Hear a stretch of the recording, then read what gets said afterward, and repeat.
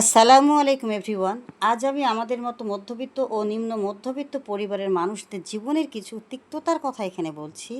মন চাইলে আপনারা একটু শুনেন প্লিজ। আমি যেটা বলতে চাচ্ছি সেটা হচ্ছে, আমাদের দেশে আমরা যে সরকারকেই গদি থেকে তাড়াই না কেন, নামাই না কেন, নতুন যে সরকারকেই আবার নতুন করে গদিতে এনে বসাই না কেন, এই সরকার বদলের খেলায় আমাদের মতো মানুষদের ভাগ্যের খেলার পরিবর্তন কোনো দিনও আসবে না। আমাদের ভাগ্যের পরিবর্তন আনতে হবে আমাদেরকেই কবরে যাওয়ার আগ পর্যন্ত গায়ে গতরে গাধার মতো খেটে।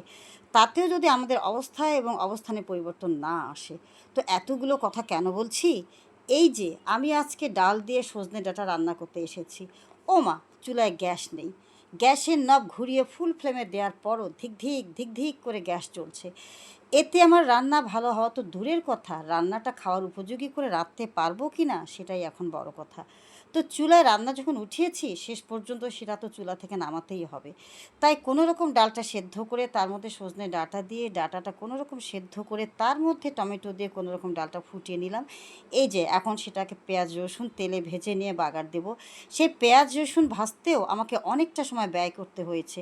আমরা রন্ধনশিল্পীরা রান্নার কাজটা যত সুস্বাদু করেই করতে চাই না কেন, আমরা সেটা পারি না আমাদের দেশের দুর্নীতি বা সরকারের কারণে, জ্বালানি সংকটের কারণে।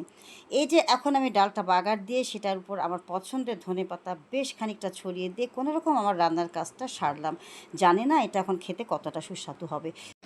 তো বন্ধুরা, আমার রান্নার এই ভিডিওটি আপনাদের ভালো লাগলে অবশ্যই আমার ইউটিউব চ্যানেলটিকে সাবস্ক্রাইব করে আমার সাথে থাকুন আপনারা প্লিজ।